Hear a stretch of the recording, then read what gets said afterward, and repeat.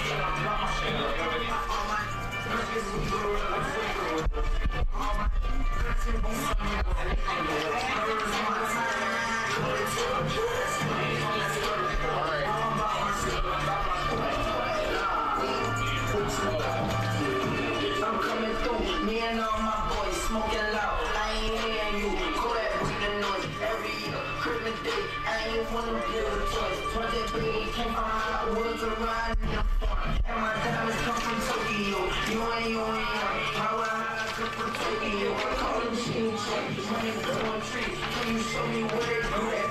You gotta have a fine girl. You ain't what you move at. Boy, you know it. Look what you already knew it. Got my cheese chuck shit. That could be my mix. 1800 block. Yeah, I represent it. I got nothing to smoke that while I'm everything.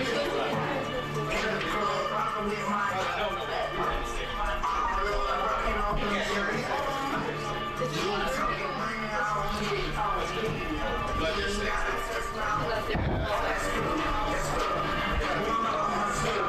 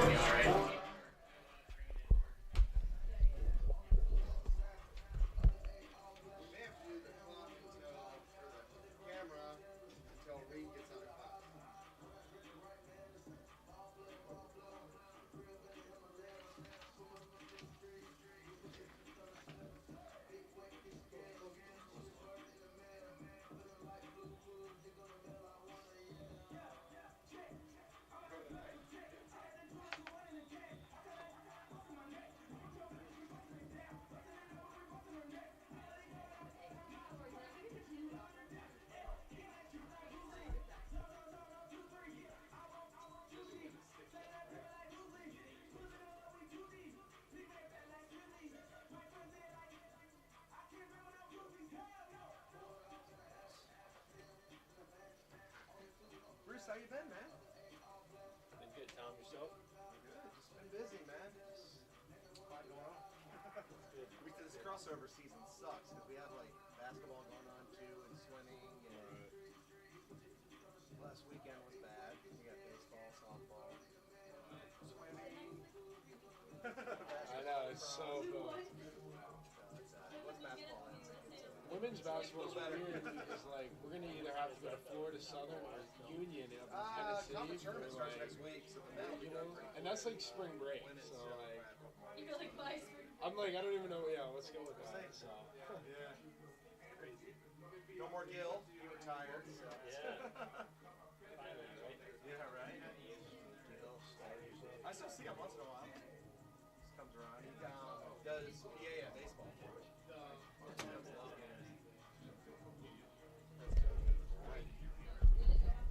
Do it. We're gonna wait until after the anthem, after the players. Okay. We still got a while. Sounds good. You got another pair of Yeezys? That's so selfish. You find me a pair. Those are Yeezys? Yeah, isn't that so selfish? You didn't find me a pair. Good afternoon, everyone, and welcome to the Naomi Family Athletic and Intramural Complex, home of your number 9 ranked University of Tampa Spartans. Today's matchup features the visiting Adelphi University Panthers and your University of Tampa Spartans. Ladies and gentlemen, the NCAA, the University of Tampa, and Adelphi University all promote good sportsmanship by student athletes, coaches, and spectators. We request your cooperation by supporting the participants and officials in a positive manner.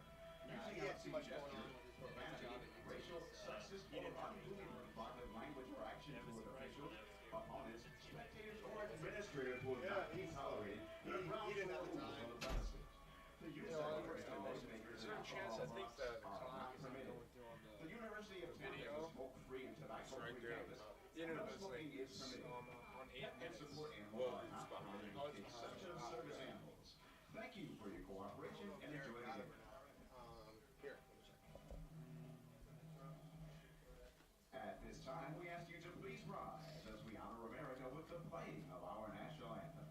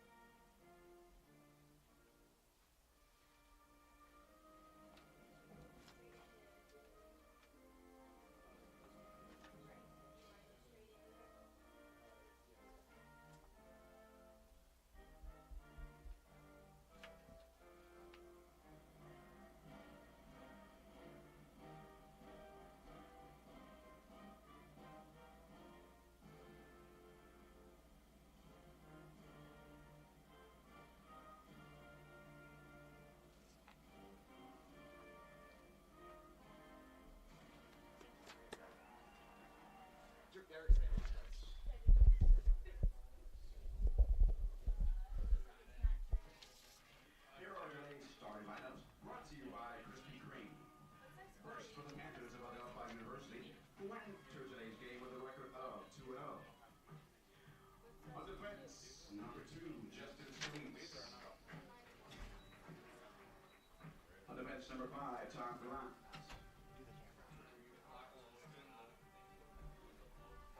Midfield, number 6, Michael Payback. You do the camera? Attacker, number 7. Okay, because I got somebody coming at 12:40. Yeah. Midfield, Just do number 8, that till John time. Archidiak. Connell. You got to come in the office too because you never completed the stuff in Workday. They said you still had stuff in your Attacker, number inbox. 21, Dylan So I got to Crosby. go through that with you too. Attacker, number 20, Oh, it does? Okay. Michael Paccio. Just log the hours then if you can. Midfielder, number 34, Kyle Sliwak. What's up, Ian? Midfielder, number 44, Ken Kelleher. Midfielder, number 47, Lance Cooper. Defense, number 55, Timothy Pippa.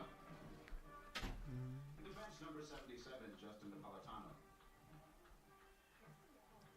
The head coach for the Panthers is Gordon Purdy. Assisted by Joe Catalamati, Michael Draper, and Mike McGowan.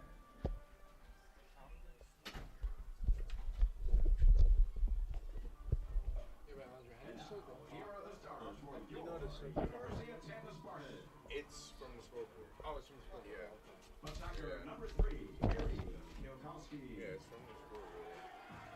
Oh. Attacker number 18, Colin White. Yeah, because I think Attacker number 42, Andrew Q. Midfielder number 5, Gavin Perry.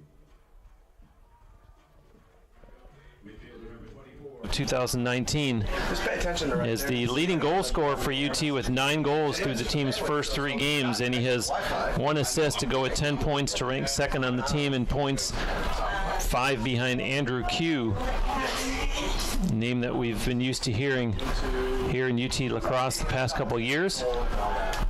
As the Spartans looking to even things up, that's Matt Vetter with it. Now a pass over, it's Dom Mazza. Mazza looking to go one-on-one, trying the left side, nothing there. The defender rides him. It's Brian Smith for Adelphi. And up top, that's Jake Mosher McGraw. Pass for Q. Andrew Q backs up, sends a pass over. Q, a 6'3", 210-pound senior. As you see the ball go out of play there. Back to the Rakabuto goal, his 6th already in only 3 games. What a junior campaign for this young man. And a pass, Jacob Mosher McGraw with a long shot. And it looked like McDougal got a piece of that one as it goes out. Possession remains with the Spartans. Today's game officiated by Hans Whittelberger, Joseph Teiser, and Tony Collette. And that's Jake Mosher McGraw to Matt Vetter. 77 degrees our game time temperature. You see the sun covering the field in its entirety. Another great weekday afternoon here in West Central Florida. There's a shot, scores! Mazza seemed to fool McDougal with the bounce shot. And we have a 1-1 tie, 2 minutes and 7 seconds into the game. Yeah, Dom Mazza, what a goal. The hop step there, the hesitation, put the Panther defense on skates that time. All Dom Mazza, 1-1. This is going to be a high-scoring game. McDougal gives up 6 goals. Borowski gives up 12, but the Spartans have an electric offense. I see this game pushing double digits. Mazza's 3rd goal of the season. And the face-off now at midfield as the Spartans are able to come back exactly 2 minutes after the opening goal by Adelphi, and UT in possession here as they'll reset up top with Dylan Carter. His pass over to Andrew Q. Q wants to back his way in, makes the pass instead, and now Carter loses it and picked up. So Adelphi in transition here as they cross midfield. And surveying the landscape, that was Jack Tomlin as he goes off. When catching up with Coach Gordon Purdy, I was amazed by how balanced this team is. I asked, who is the go-to player? He said, we don't have one. We have 6 guys that can push the tempo and score goals at any point. So when you have the balance and the depth that they have, very difficult to prepare for and to beat. This is James Hall. Hall trying to go one-on-one with Hunter Van Horn. Hall not finding much room, gives up a pass. And they'll try the other side. And scores! A nice move there. And Adelphi very quickly regains the 1-goal lead. That goal coming 3 minutes, 9 seconds into the game. These teams are not bashful about shooting early, as we see 3 goals here already on the board. These teams like to get out and get it. Seeing the transition on display. Defense is going to have to work today. You're thirsty? Grab a Pepsi. Pepsi's been bringing fun and refreshment to consumers for over 100 years. John Arcidiacono with the goal for Adelphi.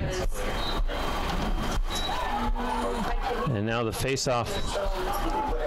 Nicely done by Ross Dickerson for the home team, as UT suddenly finding themselves playing from behind again. And they have it in behind the Adelphi net. Now Andrew Q up top to Moshe McGraw and Matt Vetter. This is Dom Mazza, the goal scorer.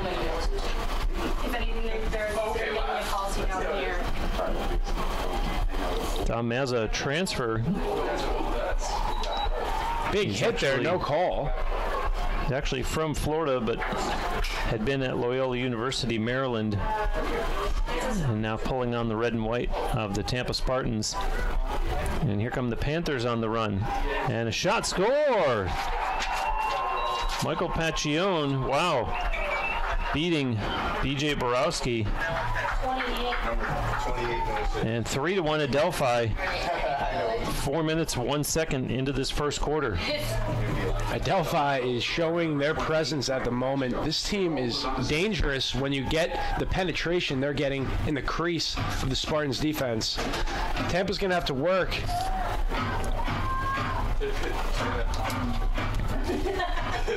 Big day ahead of us here on the Sunshine State Digital Network.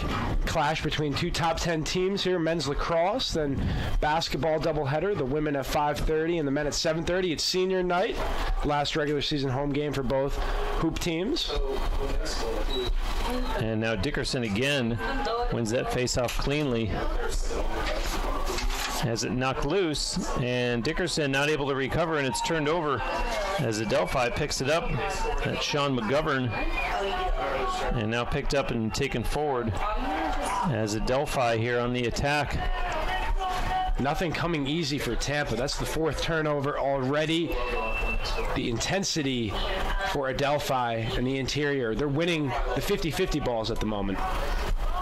Here's Paccione trying to get around Hunter Van Horn. Thinks otherwise and sends it up top. And now straddling the UT line. Sent over for Osmondson. Osmondson has a step, but then retreats. Switches hands. Long shot coming. Scores!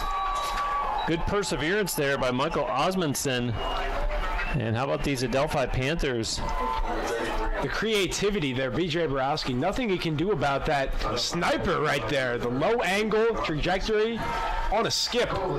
And Adelphi off to a quick lead in the first 5 minutes, 4-1. Osmondson with his 3rd goal of the year. It's unassisted. And before they have the face-off, UT wants a timeout to talk things over as head coach Rory Whipple watched his team fall behind 1-0, 7 seconds into the game. They tied it up exactly 2 minutes later. And since then, the Panthers have ripped off 3 straight goals, 4 minutes, 58 seconds into the first quarter. And they own a 4-1 lead and the momentum. Yeah, 4 goals by 4 different players. So the Spartans are not able to lock in on one individual. They're taking it to the Spartans at the moment. moment, and adjustment time right now. Good timeout by Coach Whipple. Settle the storm, get back to the fundamentals. And if you're watching from a UT perspective and are wondering how they're already 2-1, they did start the season with some neutral site games, losing 13-9 against number 10 Belmont Abbey, and then back-to-back victories, 17-14 over Florida Southern, and then 16-11 over number 17 Lenore Rhine. This all started way back on February 2nd. That was the Belmont Abbey game, and then 16th and 23rd were the other two games. So today, officially, their home opener, and Adelphi trying to dampen that. Spartans' lone loss to Belmont Abbey. That's not a bad loss at all. They've been taking it to teams. They are 4-0, moving up to 4th in the rankings, putting on a clinic. Big game for both teams right here because non-conference plays in. Sunshine stayed very competitive this year. Multiple teams in the top 25. St. Leo, Lynn's in there. Obviously Tampa. Big face-off for the Spartans trying to gain possession. The Spartans to that point had won 3 of the 5 face-offs, so make it 4 of 6 now. As Ronnie Scholl lost his stick, whistle against Adelphi, so the Spartans start back. Mark Andrzejak got a little too comfortable that time, and it was a great play until he extended the arms. Official Collette all over it. Spartans get the possession. And they push it down in behind the Panthers' net. It's Harry Kilkowski. We got used to seeing Connor Whipple wear number 3 for all those years. Passing down the torch, Kilkowski, 9 goals on the year. And Moshe McGraw over to Dom Mazza. The lanky Dom Mazza, 5'8", 180 pounds. And this is Moshe McGraw for Andrew Q. They would love for him to get on track here. Q, a pass in the middle, doesn't connect. Now Matt Vetter gets it. Vetter looking for room, a backhand shot. Goes out of play, and possession remains with UT. Got to be impressed by the Adelphi defense. They're keeping the Spartans out of the middle. All of these shots are from a distance. Not easy, and that allows the Spartans to get the ball as they look to go inside. Vetter backing his way in, takes a shot. Nice save made there by McDougal. And the Panthers start out of their own end quickly on the run. That's Brian Smith. Even though they got nothing to show for it. That's what the Spartans need to do. Vetter got on the inside, had a one-on-one battle with McDougal. Just a nice save. We need batteries? John Arcidiacono, who has one of the goals with the ball now, over to James Hall. Yeah. Laura, that's your neighbor. And now joining the play is Angelo Kaizo for the Panthers. And that's him with the ball. Wait, you think the other Sends a pass behind the net. Gordon Purdy Jr. That one there. Way up top. Now here they come on the run with a shot. Score! Electric. James Hall, the sophomore from Massapequa, scores. Mentioning Purdy Jr., what a father-son relationship they have. Building this program in his 12th year, Gordon Purdy. This team is tough to beat. We're seeing that 5-1.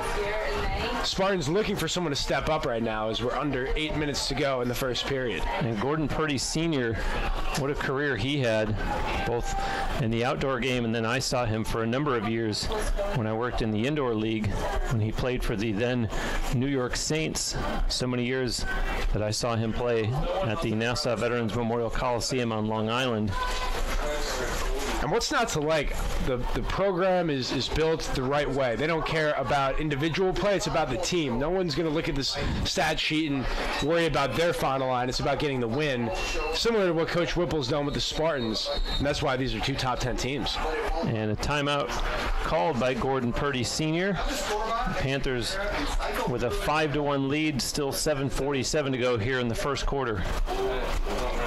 Florida Orthopedic. Did you know that our team has its own official orthopedic physicians? Let's give a big shout out to Dr. Seth Gasser and the Florida Orthopedic Institute and their sports medicine team for keeping the University of Tampa student-athlete players safe. and the Crown Plaza, offering business travelers high levels of comfort, service, and amenities. Visit Crown Plaza Hotels and Resorts. Crown Plaza, the place. So the Spartans with an opportunity here as well during this timeout as Coach Rory Whipple talks things over with his troops, and we see the Panthers coming back out on the field after having been the ones that initiated the timeout.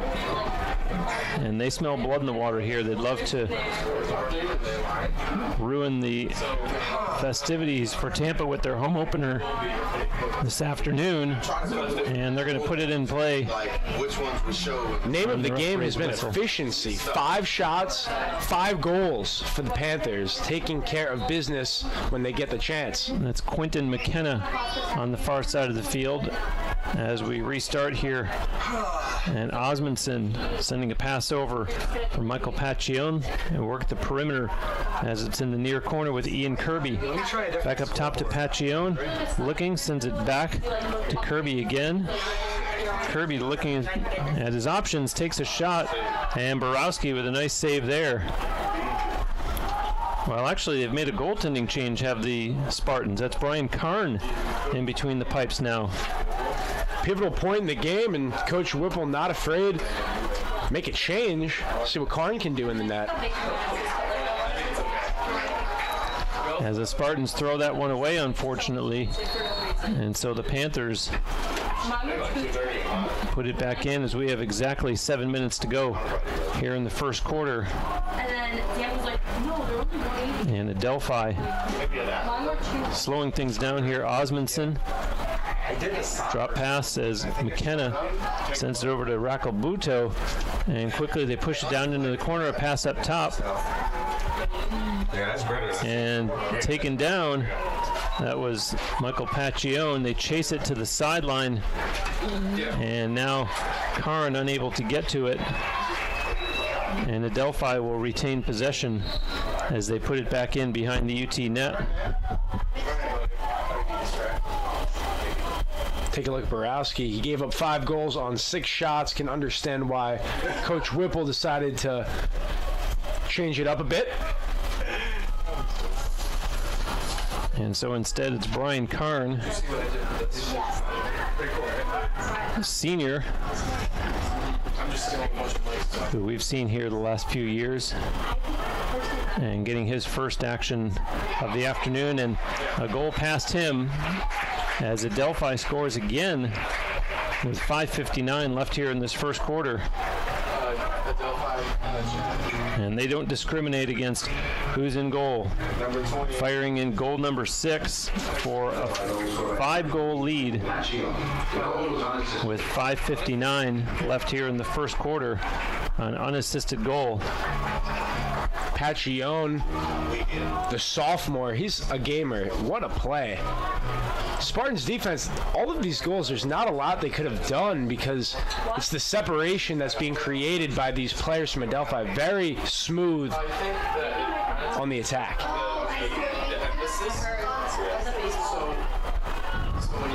And now the Spartans certainly anxious to get back in this game, but of course you can only come back 1 goal at a time. So at this point, just trying to get number 2. It's with it is Kanzai Gary. Sends a pass over for Shane Hanlon. And Gary looked to his right, saw no one there. Keeps it, crosses the Adelphi line. Gary's going to drop that one back for Luke Curran. And over now for Hanlon. Hanlon wants to go one-on-one. Hanlon, being closely defended, found a little bit of an opening. His shot might have been deflected as the Spartans maintain possession. That was a primetime save by McDougal. Great look. Hanlon being bumped. Hanlon has a little bit of room, takes a shot, and right there to corral the rebound, Colin White. Johnny on the doorstep for UT as the Spartans continue in the offensive end of the field as Andrew Q trying to go to work. Well, the Spartans are being much more aggressive right now, down 5, getting consecutive shots on goal. Credit the Panther defense. They're just staying firm, not giving in. Hanlon with a quick little shot there that you saw go out as Kilkowski puts it back in. Up top, Q over to Gary. Now on the near side of the field, it's Luke Curran. And they'll reset up top one more time as Hanlon over to Gary. And a long shot coming from Q. And handling that one, Brendan McDougall, and Adelphi will start back the other way. McDougall's good. He made 3 saves on that possession. That's what the Spartans need to do. They're knocking on the door. Have 6 turnovers. When they've gotten looks, they've been right there. It's just a matter of retaining the ball. And Adelphi, through their first 2 games coming into today, have gotten terrific goaltending, a goals against average for McDougall of just 6.59. And thus far, he's allowed just 1 from UT. To your point, Bruce, Adelphi, they haven't played any cupcakes this year. They played Assumption and St. Leo, and now Tampa. They've played quality teams, so he's shutting down the best of the best. And a shot from Angelo Kaizo that goes out. Gordon Purdy Jr. will put that one back in. Working the X position. Look at the Spartans defense right now. Everyone locked in on a man, seeing man and ball. Head on a swivel defense. Need to stop. And they have it. Up top, it's James Hall. Hall moving to his right, motioning for Kaizo, and carries on. And now Hall gives up the pass. It's Ian Kirby. Sends it up top, gets it right back. Kirby looking for a lane, sends it inside. They score. Nice passing play. And the Spartans have an appeal. I think he might have been in the crease. The goal is good. Wow, okay. Raquel Buto with the goal. 3:03 left in the first quarter, and a big 7-1 lead for Adelphi. Yeah, and the Spartans, they have a huddle right now in the defensive interior. That was just a case of falling asleep. They let the X slide right behind them, catch it. At that point, Karn was in disbelief because it was a 2-footer at that point. It wasn't even much of a chance to stop it. And what about the only things that's gone well thus far for UT? Face-offs, as they've won 5 of 8. Ross Dickerson loses that one, however. Adelphi quickly on the run and having to make a save quickly there. Brian Karn. And now he's being chased out of his net. And the Spartans go to work. Crossing midfield. It's Ronnie Scholl. And they do have their work cut out for them. Yeah, Spartans still trying to find their identity in the early goings of the season. Someone's got to step up. A lot of players with the capabilities and talent to do so, but credit to Adelphi. They came ready to play, both on the offensive and defensive end of the field. At Vetter over to Mazza. Moshe McGraw sends it down behind the Adelphi net. With it back there is Kilkowski. Moves it up to Vetter. And a reset up top with Mazza. Moshe McGraw will try from the far side. And a little confusion there. Now he's got his wheels moving. Moshe McGraw, long shot. And that one sails out of play. Possession remains with UT as we're down to less than 2 minutes to go in the first quarter. Kilkowski, pair of threes as he's being watched by Jack Tommen. And this is Moshe McGraw looking. Wants to keep it himself. Puts his shoulder down. Can't get the lane. Now here's a long shot coming from Mazza that didn't find the mark. Goes out of play, and UT will put that one back in.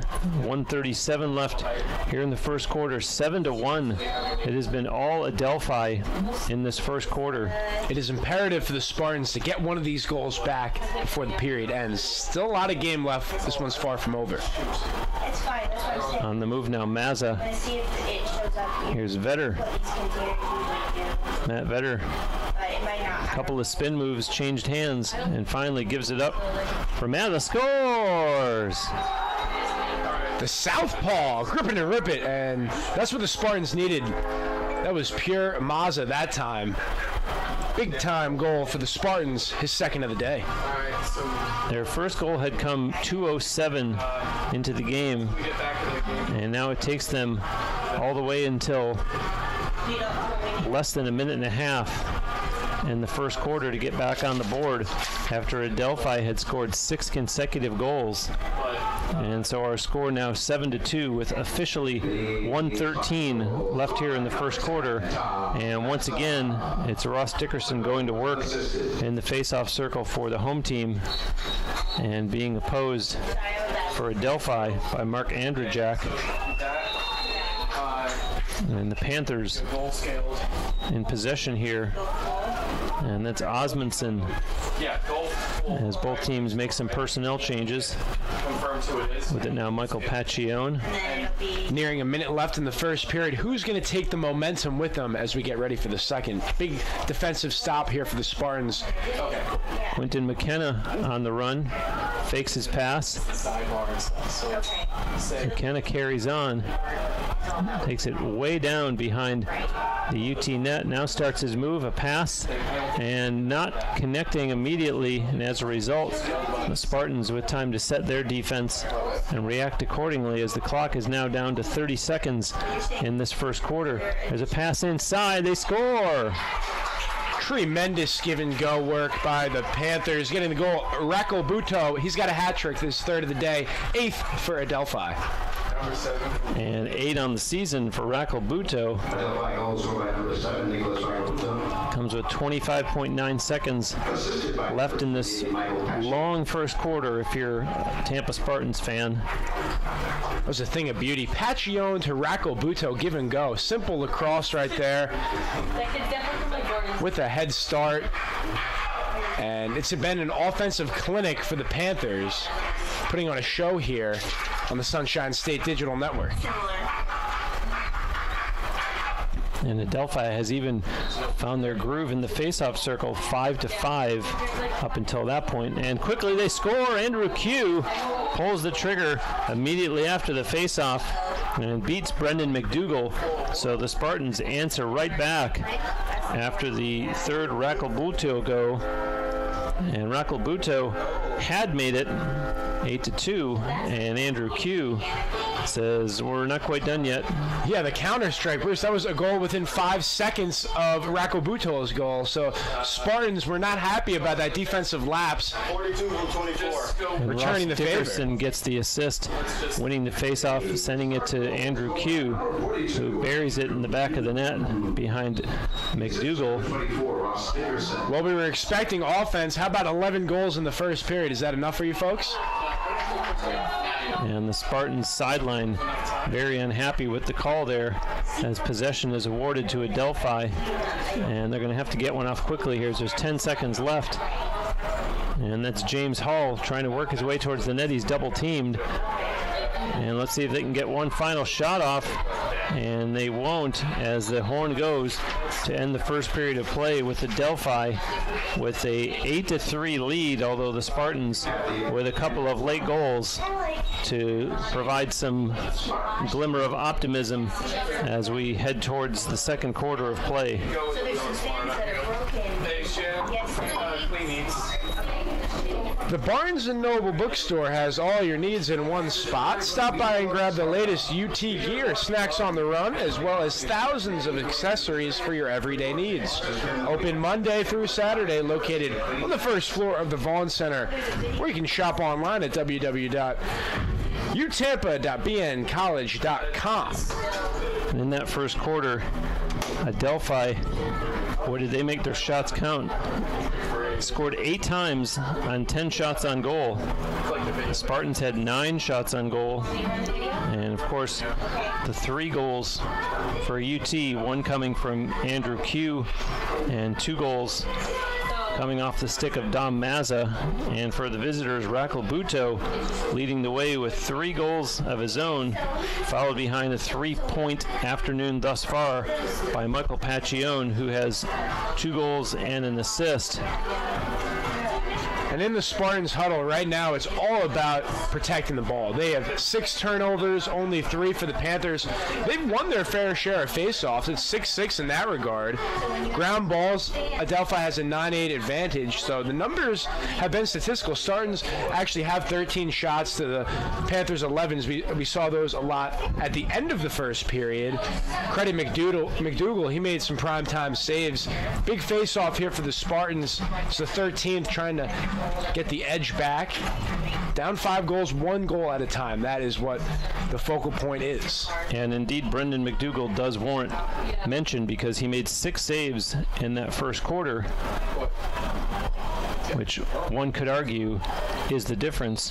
What with it being a 5-goal margin of lead for Adelphi at the present time, as UT is going to control the faceoff and have the opening possession of this second quarter. That's Dylan Carter, and his pass now for Gavin Perry. And going off the field, Carter, as Andrew Q steps on. And UT with it in the far corner. That's Kilkowski up top and missing it. Matt Vetter. It's going to roll. And so possession over to the Panthers. And they'll go to work quickly as Gordon Purdy Jr. leaving a pass now as both teams make some personnel changes. That's Ian Kirby with it for Adelphi for Quentin McKenna. McKenna, he'll be watched loosely there by Hunter Van Horn as it's just outside and now inside the UT line. Michael Pacchione being watched too closely for his taste by Dylan Carter. Excuse me, that's 21, not 27. Austin Sheppers. And now breaking in, shot, they score. A defensive collapse. Wow. Oh my goodness. Open lane. Holy cow, the Spartans let that one go right down Broadway, and Brian Karn, the defense, just gave up almost on that play. And at that point, what are you going to do? Spartans trying to figure it out at this stage. And I'm not going to single anyone out, but there's a UT player that's getting an earful on the sideline from a member of the coaching staff. And there's going to be a lot of that if the Spartans don't find the Spartan way and get themselves back into this game. And it goes back to the turnover in the offensive, and that was a self-inflicted wound. Spartans just unable to make a traditional 1-2 pass, leads into a transition break for the Panthers. And a whistle now as possession awarded to the Spartans. So Gavin Perry puts it in over to Kilkowski. In behind the net and gets it back. Kilkowski has some fresh legs come out onto the field for UT. And it's up top, Moshe McGraw to Mazza, and now on the other side to Vetter. This is Colin White. Kilkowski behind the net. Q with a long shot, scores! Andrew Q. And is he starting to warm up? That's his second of the game. Second and 3 tries. Andrew Q, how do you do? Needs someone to step up for the Spartans. Go matchup and then scaled. And Andrew Q scores 1 minute and 50 seconds into the second quarter. He had scored late in the first. So let's see if he's starting to find his groove. Now trailing Harry Kilkowski 9-8 for the team leading goals. Pivotal face-off coming up for the Spartans. One you dearly want to win. Ross Dickerson, he's the best bet. Gets the call. And they battle in there, and Dickerson wins it as UT coming out of the pack. That's Gavin Perry, pushes it into the corner, and they send it quickly behind the Adelphi net. Kilkowski sends it back over for Colin White. Kilkowski again on the far side of the field. And they'll reset up top with Vetter, who gives it to Mazza, and now here to Moshe McGraw. He gets it right back from Andrew Q. Our score 9-4. If you're just joining us, thinking that this game was going to start at 12:30. We actually had a 12 o'clock start, and they moved up the start time of the game. There had been a threat of rain that they wanted to stay in front of, so we apologize if you just tuned in 5 minutes ago thinking that it was a 12:30 start. We are almost 3 minutes into the second quarter, and do not adjust to your viewing device. That does say 9-4 in favor of the visitors, and a pass in front is missed. We do have a whistle, as I anticipated, because that was a big-time hit there. Playing his inner linebacker was Smith. And so UT retains possession. They reset up top with Dom Mazza to Moshe McGraw, and now back to Mazza, and he'll try the other side for Matt Vetter. Vetter is coming out to watch him as Sean McGovern, and the two of them go one-on-one. Vetter able to hang on to it, and his pass too high for Kilkowski, and so it's turned over, which, by the way, turnovers not looking good there either for the home team, as the stat sheet is just tipping dramatically in favor of Adelphi to this point thus far in the game. UT with 8 turnovers and just 3 committed by the Panthers. So Adelphi going back to work offensively, as that's James Hall directing traffic. His pass to Angelo Kaizo. Takes it all the way down into the near corner, looking to go one-on-one against Matt Vetter. Circles around the net, still has it. And now his pass connects with Ian Kirby. Adelphi moving it quickly here. This is Arcidia Kono, hits the goalpost, and Brian Karn says thank you very much. Spartans deserve a break given how efficient the Panthers have been. They scored 9 goals on only 12 shots. It's a 75% clip. And Raquel Buto looks like he may have been injured there, down on one knee as play carries on down in the other end. I watched him kind of limp a little bit, and he's using this Tampa possession as an opportunity as he's walking there to see if he can stick it out. In the meantime, UT at work offensively. That's Kilkowski. His pass, now he gets it right back from Colin White. And this is Jake Levine. They'll retry up top as Kanzai Gary moves it over. Here's Andrew Q looking for some space. Send a pass back, didn't connect. It's loose, and the Spartans able to pick up the ground ball. Colin White with it, and Q, he's knocked down, and we're going to get a penalty here. First flag of the day. And there's the whistle, and this comes 5 minutes and 10 seconds into the second quarter, so a little bit of a window starting to open up, Connor, for UT here, as we're going to get a penalty called against Adelphi. Yeah, clear call there, right on top of it, Tony Collette, and Coach Purdy wants an explanation, but there really wasn't much of one. That was a full-on takeout. So the Spartans now with the advantage. Getting back to your point about injuries, Spartans without junior Brian Wright. We saw him a lot last year. Playing it safe, want him back, hope all is well. When they have him, he's one of the fastest Spartans on the team. That gives another dimension for Tampa as we're awaiting word on the penalty. And it looks like it's against Justin Napolitano. And a 30-second call against him. Spartans going to work here. A long shot coming, and that bounces out of play, taken by Dom Mazza. And they put it right back in below the scoreboard. That's Colin White, pushes it up top to Q. Over to Matt Vetter and back to Mazza. And the shot, and couldn't tell if McDougal got a piece of that one, but either way it goes out. And just 9 seconds left on the Adelphi penalty as UT puts it back in. Moshe McGraw.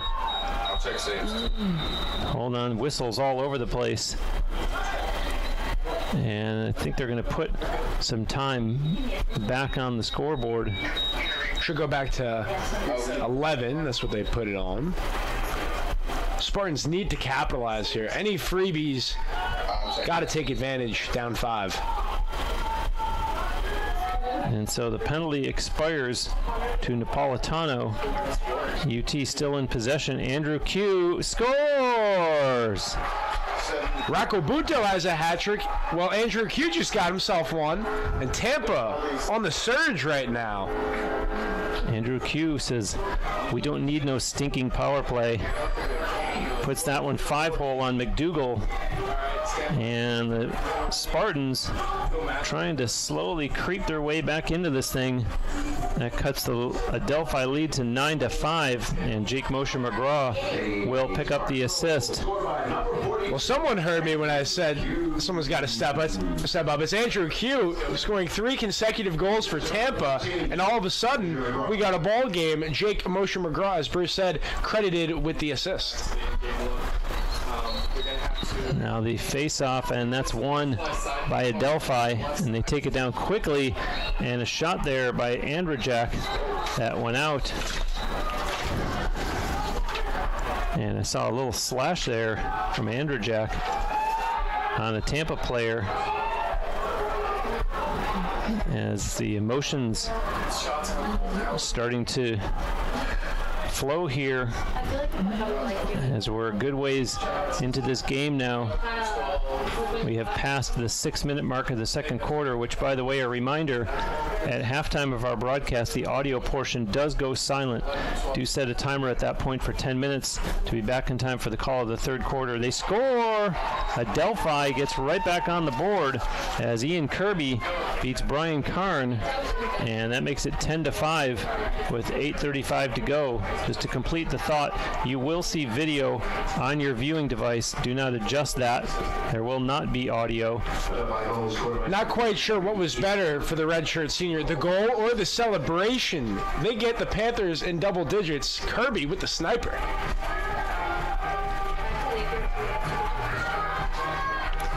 If you joined our broadcast late, BJ Borowski started in goal for UT this afternoon and was replaced by Brian Karn.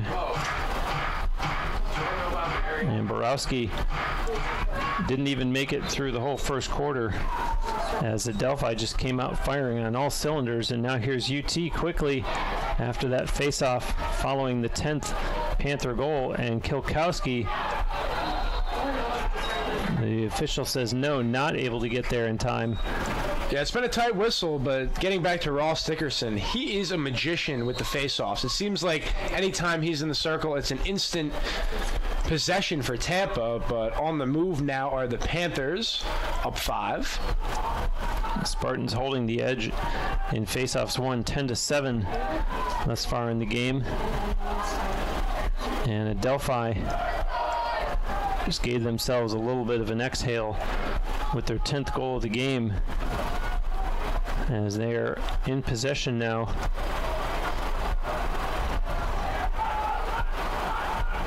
And Adelphi coming off a game this past Saturday where they scored 22 over in St. Leo. Yeah, St. Leo's good, yeah. So that's saying a lot if you go over to St. Leo and score 22 goals. My goodness. Seeing that a little bit today. They're at 10. Got off to a hot start, but the Spartan defense has made their impact. Reminder to join Bruce and I Monday at 1 o'clock. The Spartans host Assumption, team not ranked, but they've gotten recognition from the coaches poll. Team that Adelphi started the year off defeating. And there's a shot by Kirby that goes out.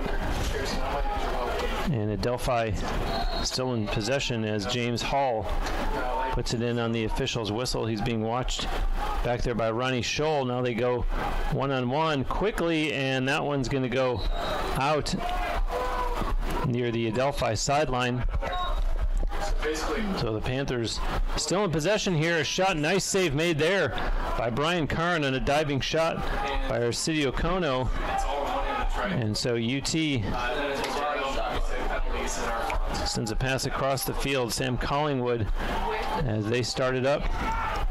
Web gem save that time by Karn. I've been impressed by how the Spartans have clambered down. Adelphi got off to a blazing start, but they've been held in check about the last 6 or 7 minutes. And Tampa, they've capitalized, trying to make it one more closer. Jake Levine with it back there, waiting for the Spartans to make some changes as out steps Dom Mazza, who has the ball now. Mazza starts to jog, sends a pass into the corner, and here's Andrew Q, and that one will go out of bounds and remain with UT. As you see, Dom Mazza going back to retrieve it from just under the scoreboard, and he puts it in play, sends a pass up. Here's Moshe McGraw, pulls it, and save made there by McDougal. And quickly the Panthers in transition on the run. That's Napolitano, and Justin Napolitano was being watched closely there by Matt Vetter, so pass as they take it all the way down in behind the UT net. And with it now is Brian Smith. Smith, one of the captains we saw pregame for Adelphi, senior. Pacione will take it behind the UT net, being watched back there by Luke Robidoux. And up top now, Michael Zito. Zito tries to get a step on Hunter Van Horn, and good conditioning as Van Horn is able to stay with him every step of the way. Still on the run, this is Zito taking it behind the net, finally gets a shot away, and a nice save made there by Brian Karn, settling things down for UT as they'll make their way back towards the Adelphi end of the field. Trailing 10-5. Momentum definitely favors Tampa right now. Adelphi looks lost on the offensive end. They started out the game dominating, but Tampa at the moment, substitutions coming on, looking to penetrate this defense, get an easy look. Here we go, working behind the net. And working back there is Jake Levine. Sends his pass up. That's Shane Hanlon on the far side of the field, and they'll reset with Kanzai Gary. Back to Hanlon. Hanlon, a pair of sixes. Hanlon has some room. Opts to pass instead. It's on this side now with Q. Curran. His pass over. And bumped as Kanzai Gary holds on. Gives it to Q. And he's being chased, and we're going to have another penalty called here against Adelphi as a flag thrown on the far side of the field. In the meantime, Andrew Q, pass inside, shot coming, scores! Colin White. The vision by Andrew Q, we saw it from up here. He recognized that they doubled him wide open and an open lane for the Spartans, cutting the deficit. And a nice job by the sophomore Colin White to put that one in behind Brendan McDougal, as the Spartans don't know the meaning of the word quit. And there's still plenty of time left in this second quarter. They have now cut the Adelphi lead back to 4 at 10-6. And we don't see it called often, but that was sort of a moving screen by White that opened it up. But hey, no call, take advantage. That's what the Spartans do. Under 4 minutes, down by 4. Ross Dickerson back to work here for UT in the face-off circle. The Spartan goal scored by number 18, Colin White. And meanwhile, the penalty against Adelphi of the 1-minute variety, Michael Osmondson. And it looks like we're going to have a timeout. I'm going to assume it's called by UT. I did not see the official signaling down in the field, but with a power play here, certainly an opportunity that Coach Rory Whipple wants to make sure that they get right. Absolutely. This is a key point as we approach halftime. Spartans can either narrow in or for Adelphi, they could extend the lead, but as of now, it's all Tampa. Krispy Kreme, for generations, Krispy Kreme has been serving delicious donuts and coffee. Stop by for an original glazed donut or other variety paired with a hot cup of coffee. Visit our nearest Krispy Kreme on West Kennedy. Krispy Kreme, serving hot donuts now. And again, a reminder that at halftime, the audio portion of our broadcast will go silent.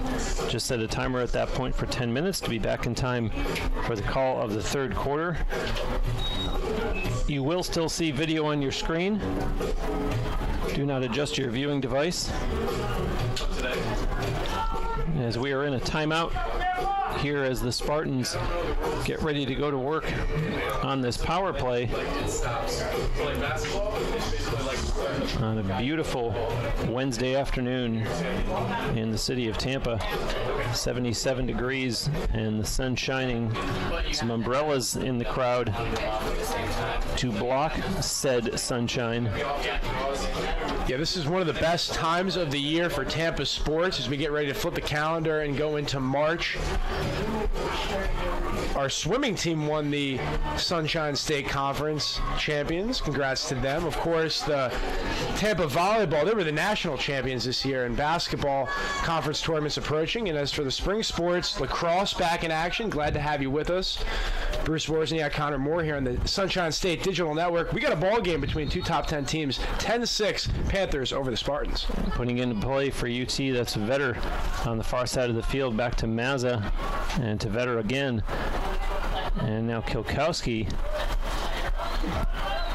And they'll reset up top again as the field is suddenly covered in shadows. One big shadow as the ball goes out of play, and there's still 30 seconds remaining in the Adelphi penalty against Michael Osmondson. So the Spartans keep working here with the man up as Andrew Q sends it over. Q airmailed that last shot. We'll look to change it up here on the ensuing attack. Q with it again, tries the other side to Moshe McGraw, back to Q again. And one more time with Dom Mazza. And now 5 seconds left in the penalty, and it's turned over. Yes, as Adelphi in transition here on the run. That's Sean McGovern. So give credit to Adelphi for killing off that penalty, and now they're calling a timeout with 2:45 left here in the second quarter. That was lockdown defense by the Panthers. It's a matter of swings right now. The Spartans went on a bit of a run, but now Adelphi, they get a favorable opportunity on the ensuing attack. They were able to escape that penalty without giving up any damage. Yeah, killing off that penalty and now having possession. And even though 2:45 is a lot of time, they still would rather come with the dagger of not only did we just deny you the power play opportunity, but here's another goal as we get closer to halftime. Getting back to your point earlier, Bruce, about the Spartans having no effort in the beginning, but they came on strong. They really did. They started out the game flat, but this is accreditation to them. They came ready to play in that second period. It looked like Adelphi was going to come in here. They got off to a quick start. They scored in the first 7 seconds, but all the credit to Tampa for fighting in there, and now this game is right where they want to be. They're only a couple goals from making this even closer. Well, and I also think that Gordon Purdy has a lot of respect for the program that head coach Rory Whipple has built up here over the years, to where he's making sure that his players know you don't let off the gas on Tampa. You've got a good-sized lead. Don't let that get away from you. This program is built on a great foundation, and they will find their way back into the game. So he's taken that timeout that you now see expired to draw this up. This game has been everything it was expected to be on paper. Two teams in a clash right now. What can the Panthers do as we near halftime? Arcidiacono with it on the far side of the field. Takes it down behind the UT net. And coming out the other side, being watched there by Luke Robidoux. Arcidiacono still with it. Stops pivots a couple times, now gets a low shot off and scores. A worm burner, as they call it, past Brian Karn. And John Arcidiacono pushes the Adelphi lead to 11-6 with 2:21 to go here in the second quarter. That's hard to stop for Tampa. That's one of those goals you just tip your cap. Arcidiacono with the big-time goal, and that was a pivotal score for the Adelphi, trying to recapture some of the momentum they started the game with. And so 2:21 is plenty of time, so let's see how the Spartans respond, if they can at least get this face-off and go back to work offensively. And no, the referee on the spot calls that one in favor of the Panthers. And so Adelphi with another opportunity here with what is now a 5-goal lead as we tick down to just about 2 minutes left before we go into halftime. And with it now is Quentin McKenna. McKenna slowly crossing the UT line, being watched there by Hunter Van Horn. And now coming in to help. Nice play there defensively by Gavin Perry. Could have caused a turnover, didn't see where the ball was. And so instead it's picked up by Ian Kirby. As the clock now down to 1 minute and 37 seconds in the second quarter. There's a ground ball that's going to be chased by the Panthers. It's worth mentioning the Spartans have 10 turnovers, only 5 of which were forced by the Panthers. So they can take care of the ball on their own end. They'll be all right. He turned it over there, though, as UT with another offensive opportunity here. Gavin Perry on the run. Leaves a pass behind for Matt Vetter. Vetter backs up. Jake Moshe McGraw comes out in the field. Hunter Van Horn goes off. Gavin Perry goes off. And out steps Dom Mazza. Exactly 1 minute left here in the second quarter. Mazza for Moshe McGraw to Vetter on the far side. Looked deep behind the Adelphi net. Kilkowski is back there, but they keep it up top for the time being. And now Mazza on the run does give it to Kilkowski. Kilkowski on the move. Q called for it, got it.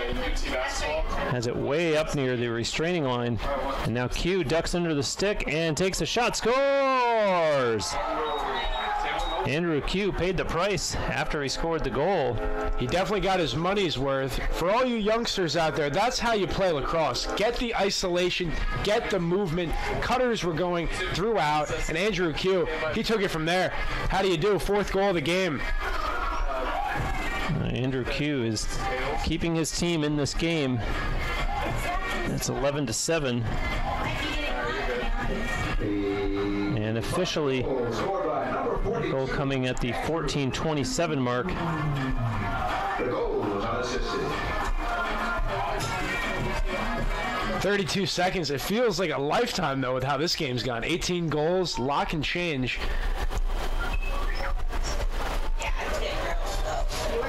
Well, a lot can change, as evidenced by 1-0 Adelphi, 1-1, and before you know it, 7-1 Adelphi. So if you look at it that way, UT's outscored them 6-4 ever since. And a bump there. Bull dodge. 18 seconds left. Adelphi looking for one more before the halftime buzzer. And barreling his way inside, Osmondson. We got a flag. And now we have a flag here. And another one thrown. And they start jawing at each other. That's Gavin Perry for UT. Well, this is a physical game. It's also an emotional game. A lot on the line. Both teams want it so badly. Let's see how these calls are going to shake out. This comes with 7.1 seconds left in the second quarter. And the official now starting to make his way over to the scores table. So we'll see what the penalties are. And looks like we got 2 on UT. We got a hold. Is one of them. We'll await the number. Either way, with 7 seconds, Adelphi in a marvelous position to maybe extend this lead to 5. For UT, it's both Gavin Perry and Austin Sheppers each draw 30-second penalties. Spartans got to lock up here with 7 seconds. This could be a big victory in their own regard if they can stop it. And we're going to have a timeout, I believe. Yes, we are. Well, they ran the rest of the time off of the clock. So curious play there as Adelphi opts to let the time run out instead of working for one final shot on the 2-man advantage. But either way, we go into halftime with a 11-7 Adelphi lead. We'll be back in 10 minutes with the call of the third quarter.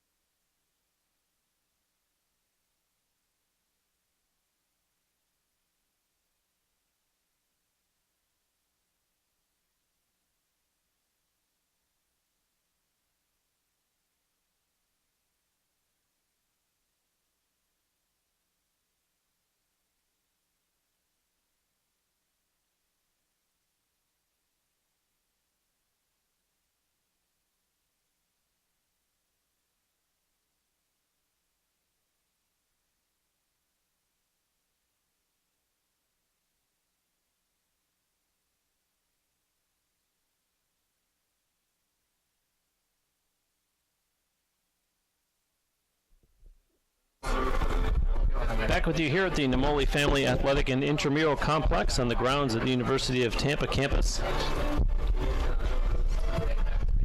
And getting ready to start the second half with the visiting Adelphi Panthers in the lead by a score of 11-7. I should say the number 2 Adelphi Panthers in the lead 11-7 over the number 9 Tampa Spartans.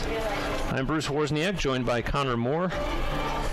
And the first half that saw not only a lot of scoring, but a lot of everything as we started to see some flags fly.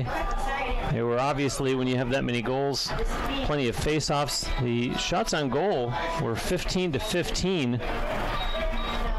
And Tampa with the edge in face-offs 12-8. One unfortunate statistic for UT is 10 turnovers. Yeah, and only 5 of them were forced. I think that's the biggest takeaway. They're throwing the ball away. They did it mainly in the first period, and that's how Adelphi jumped out to the early lead. But this game has been everything it's been hyped up to be. It's been a pleasure to have you with us here on the Sunshine State Digital Network. We're about ready for the second half as we see a flurry of clouds coming. Got to be a little bit worried about that. Rain was in the forecast. That was why we had the noon start instead of at 12:30. So hopefully it holds off a little bit longer. And the leading scorers for both teams, for UT, Andrew Q with 4 goals and 1 assist. And meanwhile for the visitors, Nicholas Racalbuto with 3 goals, as we are ready to start the third quarter. And we will do so, keep in mind, with Tampa being 2 men short, as both Austin Sheppers and Gavin Perry drew penalties late in that second quarter, and I believe the officials are just waiting for those penalties to get put up on the scoreboard. And so now play resumes as the Panthers, in their yellow uniform tops with white shorts and white helmets, going to work down here in the Tampa end of the field on the power play. And that's Gordon Purdy Jr. Gets it right back, sends a pass over, looking for a shot. James Hall. Now some passing deflected by UT. The Panthers get it back. A shot didn't get through, and a ground ball. That'll be picked up by the home team as Ronnie Scholl was there. And hold on, we've got an injured player. Yeah, Luke Robidoux. I think he took that shot off of his leg, unfortunately, and that was a bullet too, so he's going to be tended to by the UT medical staff as we have a pause at the 14:27 mark in the third period. Hope Luke is okay. Take a moment. Sodexo University Dining Services allows you to choose from 27 dining stations serving breakfast, lunch, dinner, and late-night snacks. The official concessionaire of UT Athletics is Sodexo Campus Dining. Visit the UT website and check dining services for our variety and hours. Luke Robidoux, the 6'3", 200-pound senior from up in Lafayette, Louisiana, being attended to on the field to what would be the right of goaltender Brian Karn if he was in the net right now. When I was on the field during pregame, I was amazed by how physical these teams are. Seeing it from the podcast obviously is a lot different than being on the field itself. These are grown men that play at a high level, and unfortunately there are injuries that come about. Hopefully Luke is all right. But basically a free timeout for both teams. Coaches able to extend what they were talking about in the huddle as Luke is walking off on his own power. Good to see. So Robidoux will head to the sideline, and this coming just 33 seconds into the third quarter on a very warm Wednesday afternoon here in West Central Florida. What else is new? And the Spartans will put it in play on the far side of the field. Sam Collingwood plays it back to his goaltender Karn, and now it's here on the near side. Cormac McCarthy to Karn, who sends it up ahead. And now Gavin Perry as UT gains the Adelphi end of the field. And that's Harry Kilkowski. Kilkowski with 1 assist in this game. He came into today as UT's leading goal scorer with 9,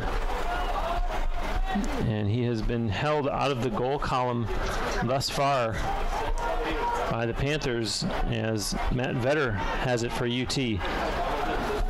Vetter turns the corner, takes a shot, and a save made there by Brendan McDougall, and the Panthers able to corral the rebound, and they head back quickly, and a broken stick as Moshe McGraw has to run off the field, and replacing him, Austin Sheppers, and they score. The Panthers pick up where they left off in the first half with their 12th goal of the game and restoring a 5-goal lead at the 137 mark.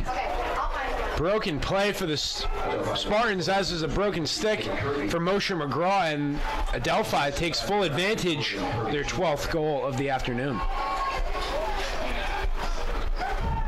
And so Ross Dickerson back to work in the face-off circle for UT.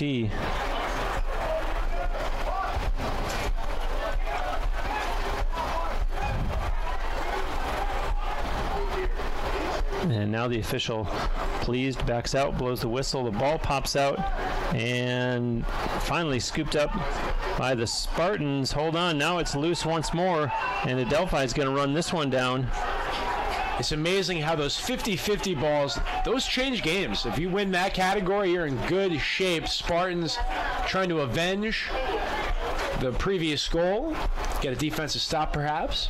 And I've said for years on these broadcasts that ground balls and face-offs are huge possession opportunities and why they're so important in the sport of lacrosse. As you see here with Adelphi, another opportunity following that 12th goal. And they'd love to try to take the wind out of the sails of the Spartans after UT found another gear in the latter part of the first half, notably the second quarter, as Adelphi working here in the person of James Hall. And there's a pass, and now a shot coming. Scores! And it looked like it was Justin Scalise over the left shoulder of Brian Carn. I should say a frustrated Brian Carn. You could see it when the ball zipped past him, and the Panthers expand their lead to 13-7. It's an easy game when you keep it simple. That's what the Panthers did on that attack, moving the ball side to side, crisp passes, getting the Spartans out of position in the zone defense, and it's 13-7. And Adelphi, I'm surprised that the Spartans haven't adjusted. Adelphi very much an outside team. All of their shots are from long range, nothing in close. And the Spartans just haven't been able to shut that down. And Adelphi continues to score from the perimeter as they're in possession once again here. Spartans starting to have very similar to how they started the game. A bit slow. Adelphi coming out the hungrier team at the moment. Spartans look to bounce back here. Starts on the defensive end. And the Panthers looked like they wanted to kind of slow things down a bit there as they set up this offensive possession. Way over on the far side of the field, that's Michael Paccione. And Paccione, I thought there was going to be another shot coming. Now they do get it in close, and a shot that's going to go out of play. Spartans defense that time playing at a high level. It looked like it was about to be a goal-scoring chance for the Panthers, but Karn in the last line of defense holding up. And they get the turnover on the move.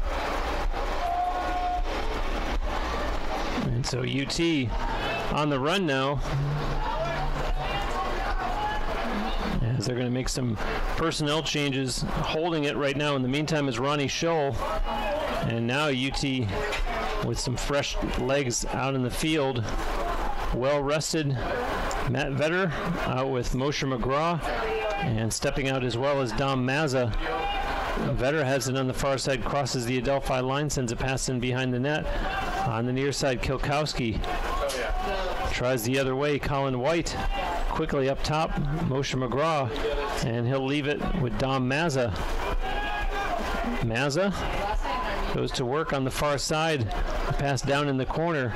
And now missed by Kilkowski, and those are exactly the type of mental errors that we've seen the Spartans make that have really been their undoing in this game. Yeah, and it's been all game long, and those are the ones that you want to get back desperately because it's simple. Right there, if you keep the possession, you're going to get a good look. They're in large part fundamentals, and when you're not connecting on routine passes like that, it's no wonder when you fall behind by 13-7 against the number 2 ranked team. Yeah, it's one goal at a time. That's the mindset. Still got 10 minutes to go in the third period. A lot of game. Spartans got to dial in, keep it simple, and execute. And for years, we've seen Tampa be the team that if you make mistakes, they'll make you pay. And today, the roles are reversed, and they're getting a taste of their own medicine, so to speak. As Matt Vetter looks for some room, leaves a pass for Mazza. Mazza being worked over defensively by Arcidiacono, and Arcidiacono stays with him, and now they have to send a pass out for Q, and a save made there by Brendan McDougall, who has had a stellar afternoon. Yeah, he very well could be the MVP of the game for the Panthers. He made several key stops, and those stops have allowed Adelphi to cling to a 6-goal advantage. To this point in the game, McDougall is credited with 10 saves, and the 2 Tampa goaltenders combined have just 4. None bigger than that last save. He took a 95-mile-an-hour fastball to the chest, but he made the stop. And that's been the staple of Adelphi, only giving up 6 goals a game. And when you have an offense like they do, it really helps when you get a senior leader in net. Well, and you feel taller all of a sudden when you're Brendan McDougall stopping a guy like Andrew Q. And then conversely, Andrew Q has to kind of throw his hands up in the air and say, what do we got to do to beat this guy? Even though he's gotten the ball past him 4 times already, obviously McDougall, as you just said, Connor, has been a big part of the equation here, and Adelphi having this 13-7 lead. And they're in possession once again. And you hear the Panther faithful here at the Nimoli Family Athletic Intramural Complex showing their appreciation. They've made life difficult for the Spartans in terms of passing the ball. And a personnel change as Paccione steps out for Adelphi, receives the pass. And Paccione crossing with Angelo Kaizo, and they put it into the far corner to Gordon Purdy Jr. And the Spartans switch defensively as Tyrell goes over to watch him. Now Moshe McGraw playing D there on Raquel Buto. Brian Karn being a sweeper keeper. Here we go, young man. A few spin moves on the cycle. And quickly now with the wheels, it's Gavin Perry leading the charge for UT. And watch out, now knocked from the stick of Austin Sheppers. And fortunately, UT able to recover the loose ball as Sam Collingwood picked it up. And another one on the ground. And the Spartans control that one in the person of Colin White. Changes being made, Shane Hanlon with it. And stepping out is Kanzai Gary, who now has it and sends a pass over to Curran. Curran up top fires that one over for Kanzai Gary. And a turnover. Here comes Adelphi crossing midfield on the run, and now across the UT line, a pass. Nice job defensively there by Sam Collingwood to deflect that one, as the Panthers were about to get an unsettled opportunity, and so instead they restart it with Angelo Kaizo. James Hall with it now. 6.5 minutes to go in the third quarter. James Hall patient, being watched loosely there by Dylan Carter. And instead, this is Angelo Kaizo now. Adelphi, they've dictated the tempo all game long. Spartans have had to work on the defensive end the majority of this ball game. And nice defense there for UT by Brett Beto.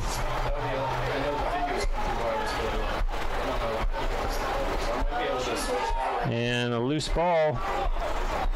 3 of them battle for it, and the Panthers come out of the pack with it. A flag thrown on the far side of the field. So we're going to have a penalty against UT as Gordon Purdy Jr.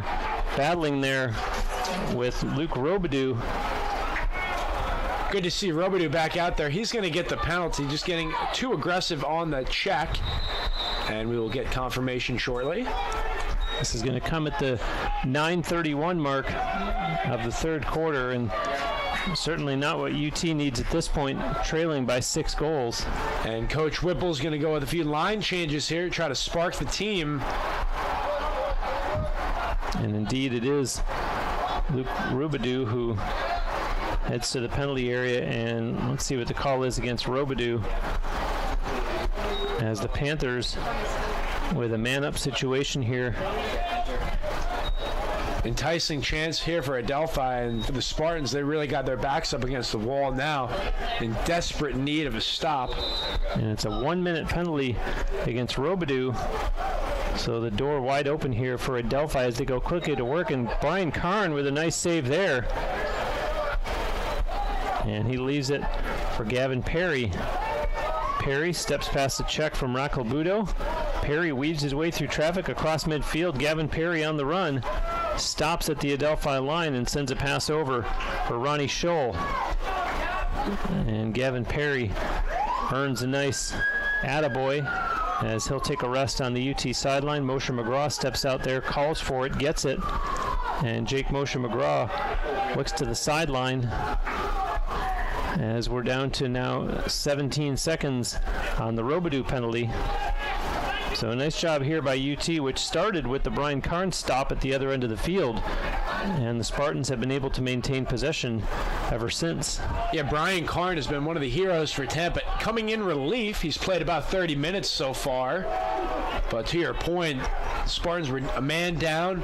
Crucial stop. Can they get it going on the offensive end, inch closer? Vetter to Moshe McGraw to Andrew Q. And the penalty has expired.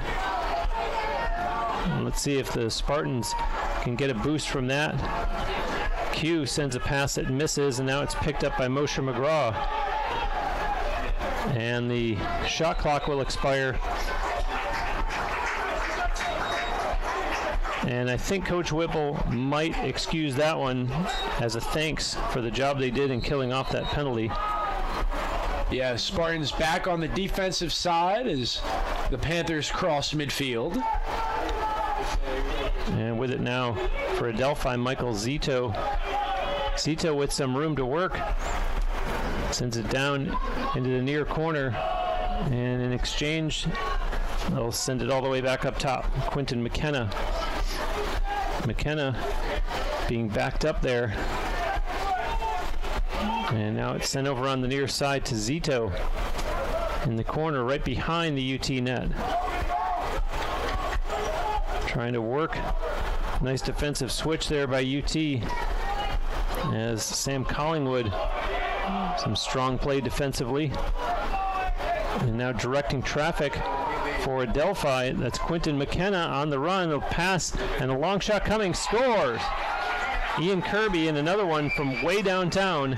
And they're just cashing in on all of these. Yeah, Ian Kirby splash, as you said, way downtown on the skip shot. Karn a little bit upset. We got a football score right now. Adelphi up by a touchdown, 14-7. Ross Dickerson trying to win the ensuing face-off. And the Spartans, they got their work cut out for them, but if there's any team that can do it, it's definitely Tampa. And if there's a book on Bruce Wozniak, it's you can count on him to say about this point in the game, if you need as many goals in the final 18:06 as you've scored through the entire game thus far, the deck is stacked against you. The Spartans are really going to have to find something here to get themselves back because, as I mentioned, Brendan McDougall has really been solid in goal for the Panthers.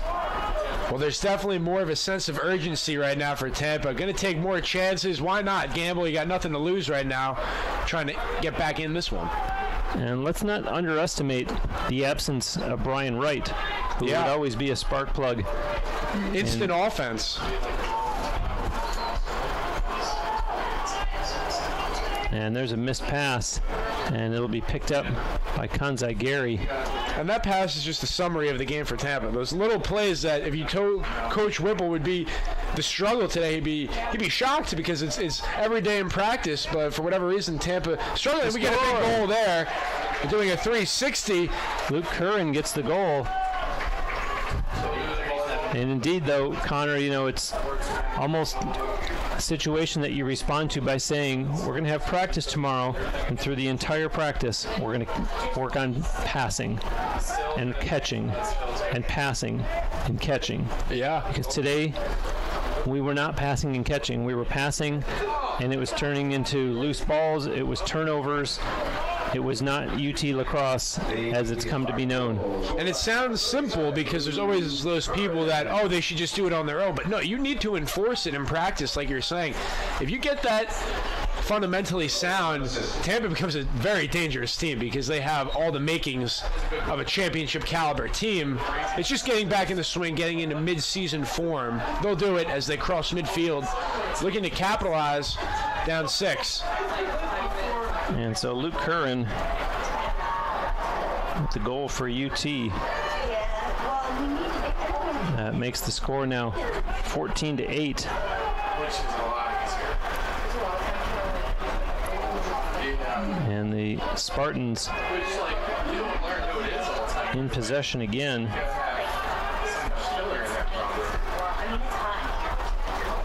And that one goes out of play, and the ball will remain with the home team.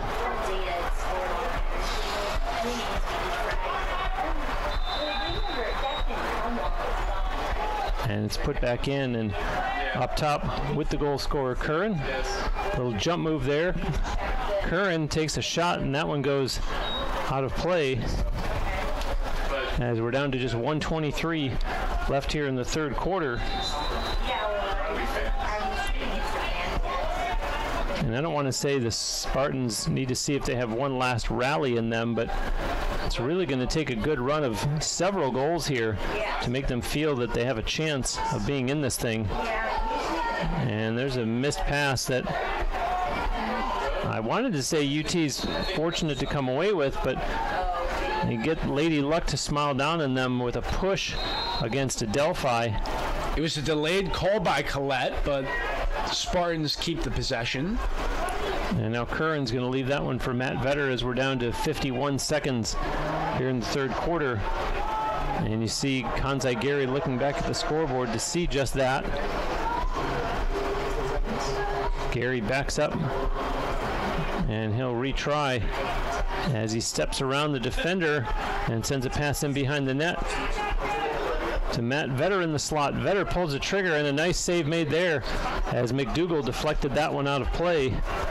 And so UT still in possession, but down to just 29 seconds here in the third quarter. Curran looks like he wants to shoot, can't get a shot off, and credit Brian Smith defensively for the Panthers for that outcome, as there's a loose ball that's picked up by the Spartans. 14 seconds to go.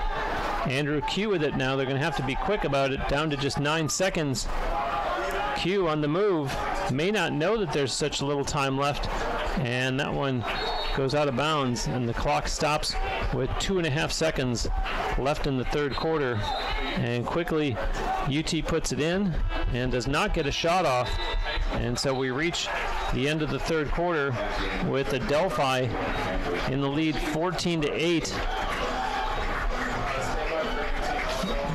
So the Spartans, I had mentioned, they showed some glimmer of life in the second quarter. They actually outscored Adelphi 4-3 in the second quarter, but that third, 3-1 for the Panthers, and overall 14-8 our score. And the Panthers playing a tremendous road game here this afternoon. Yeah, and you hate to dwindle on the turnovers, but we said 10 at the half for the Spartans. Now that's up to 14. Only 2 committed in the third by Adelphi. So both teams with 30 shots. 20 have been on goal for Adelphi. Your pizza loaded with cheese. That's pretty good. That's a 70% clip. As for Tampa, they're 8 for 18. So when they've had the looks, they've been right there. And I think McDougall's been the star of the game, though, because several of the shots for Tampa could have easily went in, but he's been a force to be reckoned with in net. Went to black, so that you're good. Sailport Waterfront Suites in Tampa is Tampa's only all-waterfront, all-suite resort located on beautiful Rocky Point Island. Just minutes from UT, Sailport is a refreshing alternative to typical box hotels. Its spacious rooms and waterfront relaxation. Sailport Waterfront Suites is an official partner of University of Tampa Athletics. And as Connor mentioned before, the Spartans will remain home. They're in action again on Sunday at 1 p.m. Against Assumption. And that actually is the second in a 3-game homestand, as 1 week from tonight they will have a 7 o'clock face-off against North Greenville. Right now the task at hand is a tall order as they trail the Panthers 14-8 as the teams have switched ends and we get ready to start this fourth quarter of play. Strange to see Dickerson not win a face-off for once as the Panthers take possession. Adelphi with the possession here. James Hall over for Angelo Kaizo. Steps over the UT line, sends it back. Hall again, looking to go one-on-one against Hunter Van Horn, and slows it up. And really, no urgency for Adelphi with this big lead, and knowing that they've got a rock-solid Brendan McDougall in goal behind them. Yeah, going off that, time and score plays into how teams play, because Adelphi at this point, the clock's their friend. They're trying to escape the Namole field with a road win, and a quality road win. As for Tampa, you got to put your foot on the gas pedal. It's time to get going, get goals in bunches if you want to have a chance to strike back. But you got to get the ball first, and that's not going to be easy. The Panthers have protected it well, only turning it over 7 times thus far. Well, and any stops that Brian Karn makes, he needs to control, or his teammates need to be there for the rebound. And the shot clock's down to 6 seconds, so Adelphi's going to have to shoot it. They do. Karn with the big stop. And now Karn is going to be chased by Gordon Purdy Jr. And they connect there as Jack Tyrell starts it up. And that pass does not connect with Dylan Carter, although now he does pick it up. Being given a battle, though, by Sean McGovern, a pair of 27s, as UT sets up in the Adelphi end of the field. Deep in behind the net, it's Colin White. Sends a pass over, and they'll fire it back up top as Mazza sends it to Vetter, who just stepped on. Matt Vetter, the senior.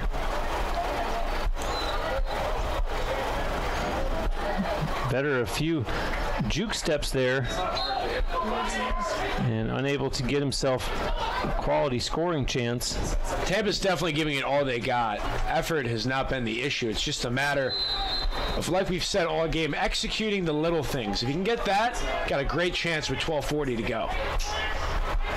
And this is Mazza. Mazza surveying his options. Takes it in behind the Adelphi net. Andrew Q wide open, calling for it here on the near side. And they score! Colin White. Got it. Adelphi, where was the defense in the middle? That's what McDougall's asking his teammates right now in the huddle. Nonetheless, Tampa scores. Grip it and rip it. Colin White, and now it's a 5-goal ball game with what seems like an eternity of 12:21. And for Colin White, that's his second goal of the game. A Spartan goal scored by number 18. And we'll get the face-off here at midfield. And what I've always hated when teams have a big lead, they get too lackadaisical. They're trying to, run the clock out rather than keep dominating. So it'll be interesting to see if Adelphi changes their attack. Do they come and score a goal right now, or they try to work the 80-second shot clock perhaps? Dom Mazza with the assist on the goal by White, as the Spartans have it in the far corner.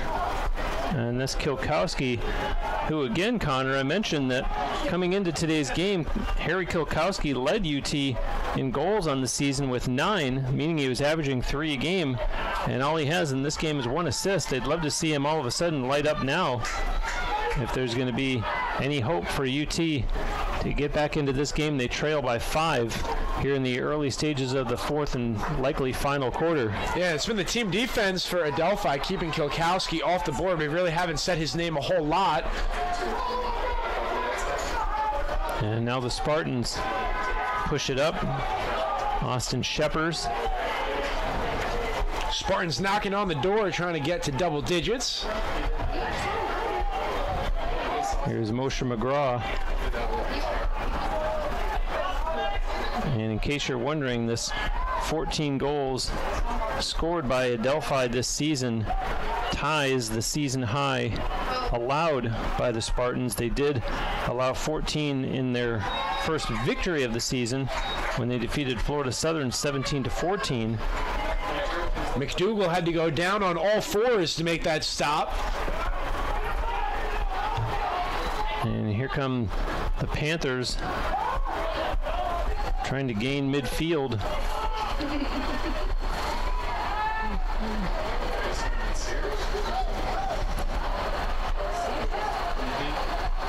Ideally, the Spartans want to speed up Adelphi as there's 50 seconds left on the shot clock. That's something to monitor at this point because Adelphi trying to milk the clock and take this game.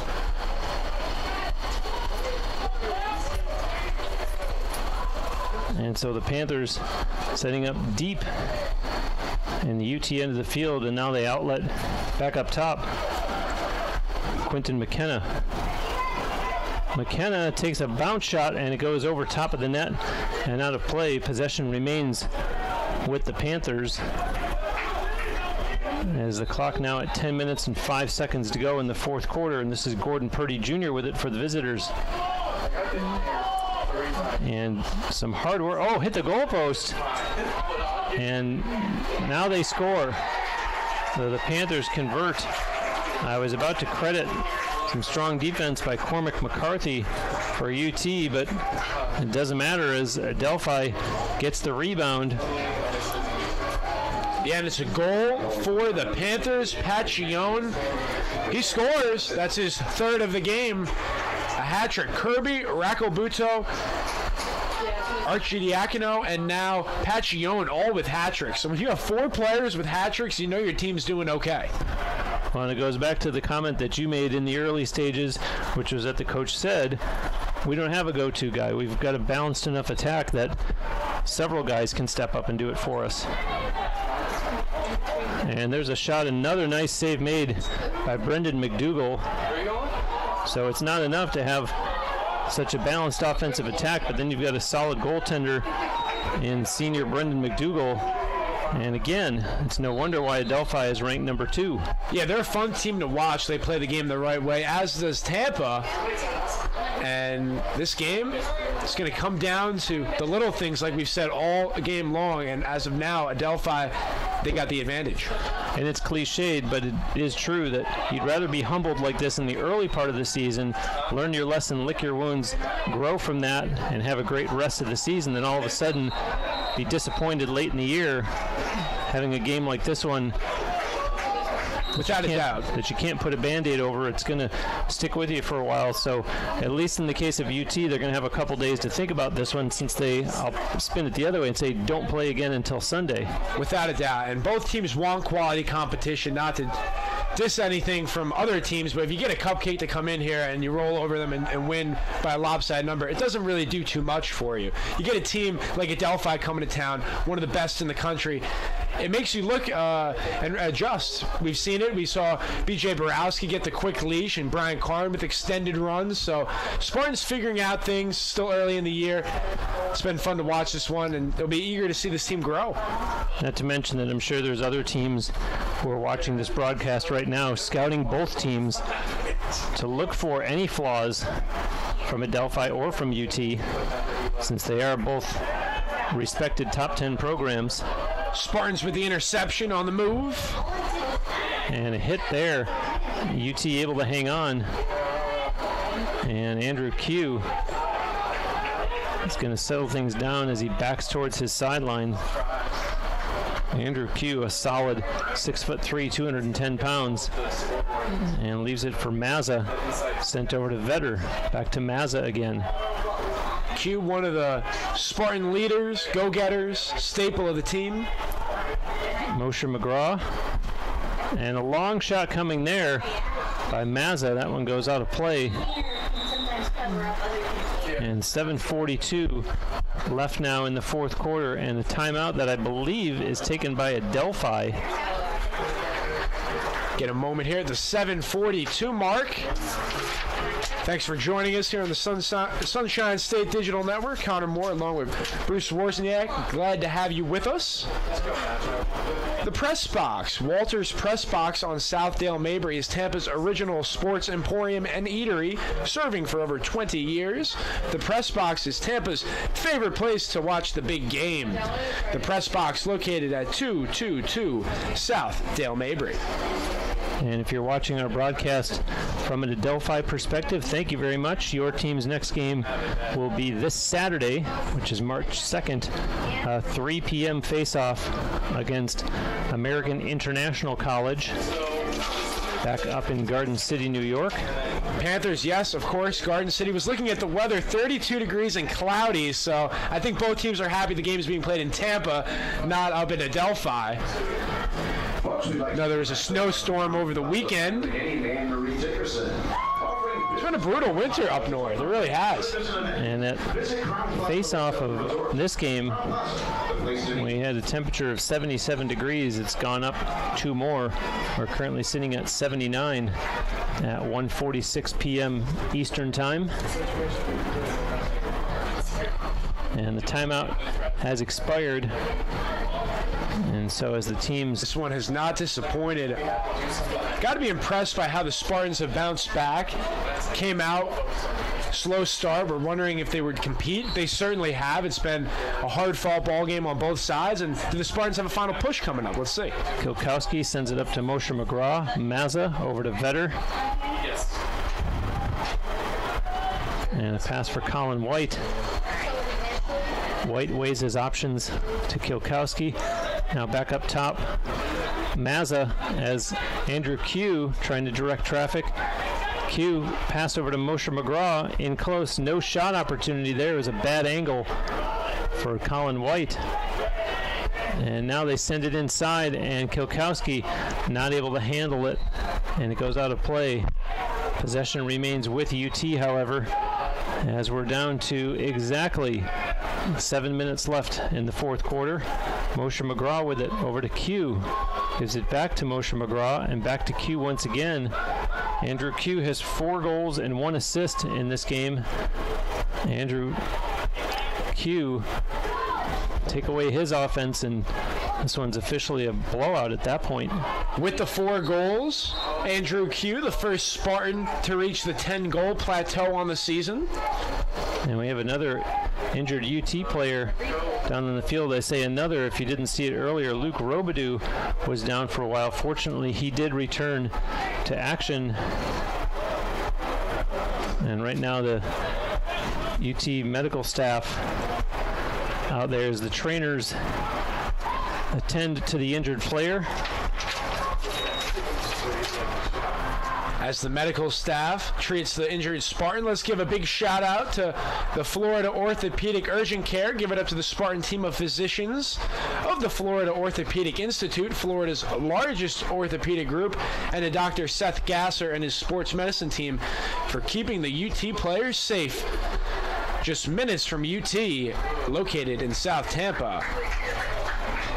And that was Harry Kilkowski, and he is up and actually jogging off under his own power. So obviously he's all right now. And they'll let him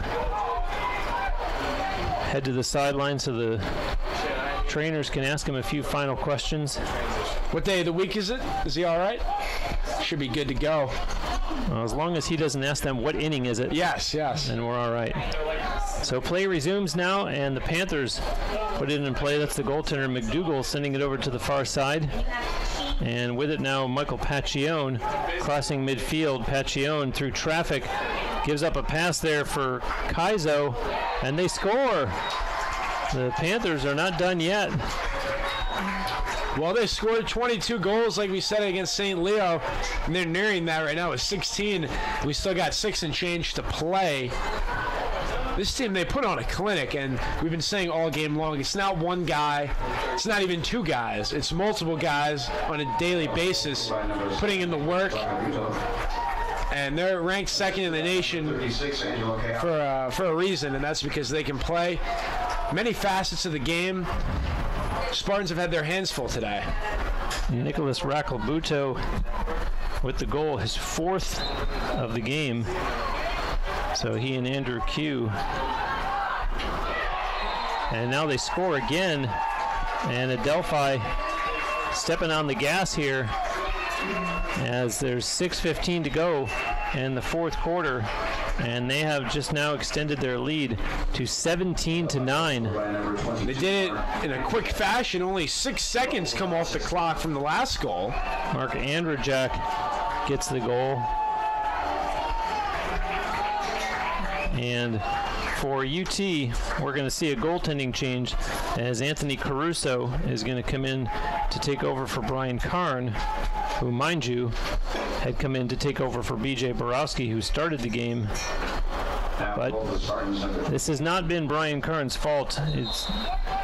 Whoever's in net's going to be getting their money's worth in terms of this Adelphi attack. Well, it's like a pitcher in baseball not getting run support. I just don't feel that Karn got the support offensively at the other end of the field.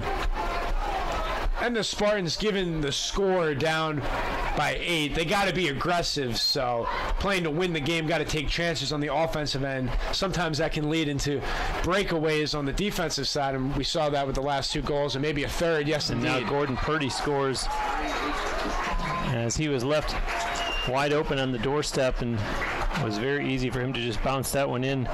Say, welcome to the game, Anthony Caruso. Here's the first goal against you. Caruso, by the way, from just over in Orlando, although he came down from Queen's University of Charlotte. And the lead now, the Panthers doubling UT. The score is 18-9. And this will be the time when Coach Rory Whipple will let some other players see the field who otherwise normally wouldn't get the opportunity. Yeah, we'll have to catch up with the Panthers and ask them after the game if they want to go home, because they're having such a wonderful stay down here in Florida, and why not? Their faithful travel well. See a bunch of Adelphi fans in the stands. In the meantime, Ronnie Schull, a pass over. Here come the Spartans as Dickerson took a shot that goes out of play.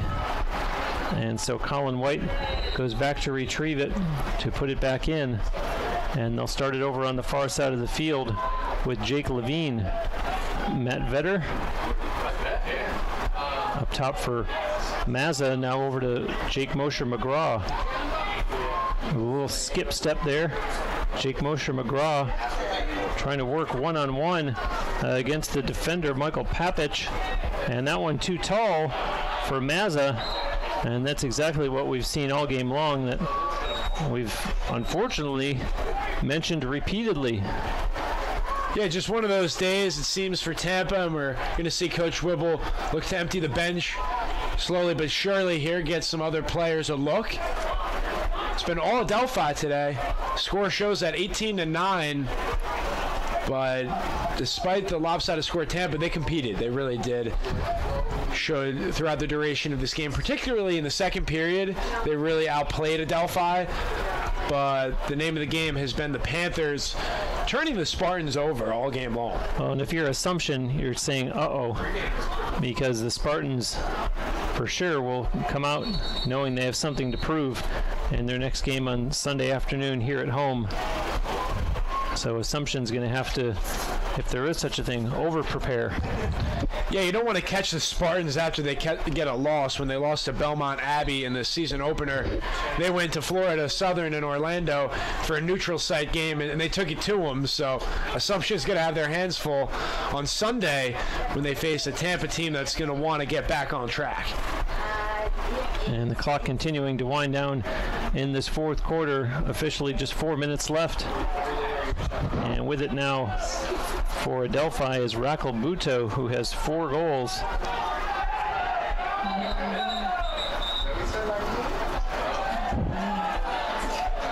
And a turnover there as UT quickly back the other way, sprinting across midfield. That was Brett Beto. And I have it all the way down in behind the Panthers net. Q sends it back for Colin White.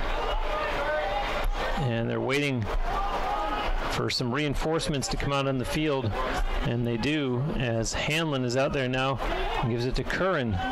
Luke Curran on the move.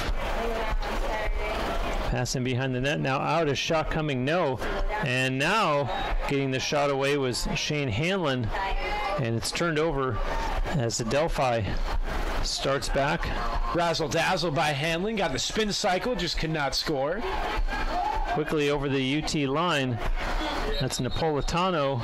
Gordon Purdy in an all-out sprint to get the timeout, dashing on the field. And that comes with 2:59 left here in the game. Well, right now Tampa's playing for pride, trying to get in double digits.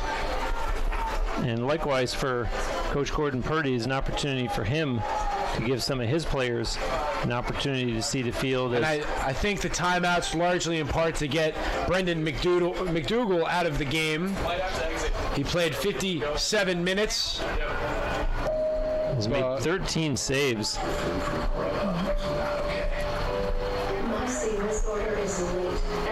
Shots on goal to this point, 25-22 in favor of Adelphi. And another significant gap on the stat sheet, Connor, is UT has attempted 39 shots. Only 22 of them have been on goal. Yeah, interior defense by the Adelphi defensive unit has been steady all game long. Spartans have gotten looks, but they've had to work for them, and they've been from quite a distance. Andrew Q, of course, with 4 goals. He's got 4 of the 9. But for Tampa, at this stage, it's a quality loss, if there is such a thing. You play a number 2 team, one of the better ball clubs across the country. Except when you look down on that score sheet and you see 17 turnovers that the Spartans committed, that's just unacceptable. Yeah. When you're a number 9 ranked team, I should add. No, definitely, especially at home. Expect to take care of the ball. Some of the Spartans will definitely clean up these next couple days of practice. And so the Panthers with it now. On the move is Arcidiacono. And now this is James Hall. And indeed, Adelphi has changed goaltenders, as it looks like that's Kevin Rice, who's now between the pipes for the Panthers. And this coming with what is now 2:25 left in the game. So a yeoman's effort by Brendan McDougall as the Panthers score again to make it 19-9 with 2:18 left. And the Spartans have a change in goal. Anthony Caruso in net.